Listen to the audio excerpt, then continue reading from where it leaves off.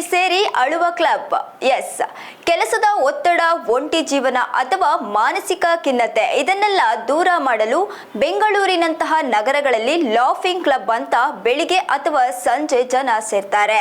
ಸೇರಿ ಹೊಟ್ಟೆ ಉಣ್ಣಾಗುವಷ್ಟು ನಕ್ಕು ಹೋಗೋದನ್ನ ನಾವು ಕೇಳಿದ್ದೀವಿ. ಅದೇ ರೀತಿ ತನ್ನ ಎಲ್ಲಾ ಬೇಸರಗಳನ್ನ ಹೊರಹಾಕಲು ಅಳುವ ಕ್ಲಬ್ ಅಂತ ಇದೆ ಅಂದ್ರೆ ನೀವು ನಂಬ್ತೀರಾ? ಎಸ್, ಇದು ಆಶ್ಚರ್ಯವೆನಿಸಿದ್ರೂ ಸತ್ಯ. ಒತ್ತಡ ಮತ್ತು ನಿರಾಶೆಗಳ ನಡುವೆ ನಮ್ಮ ಭಾವನೆಗಳನ್ನು ಹೊರಹಾಕಲು ಮಾಡಿಕೊಳ್ಳಲು ಮುಂಬೈ, ದೆಹಲಿ ಸೇರಿ ಅನೇಕ ಮಹಾನಗರಗಳು ಅಳುವ ಕ್ಲಬ್ ಅನ್ನು ಪರಿಚಯಿಸಿದೆ. ಈ ಕ್ಲಬ್ ಮೊದಲು ಶುರುವಾಗಿದ್ದು ಜಪಾನ್ನಲ್ಲಿ.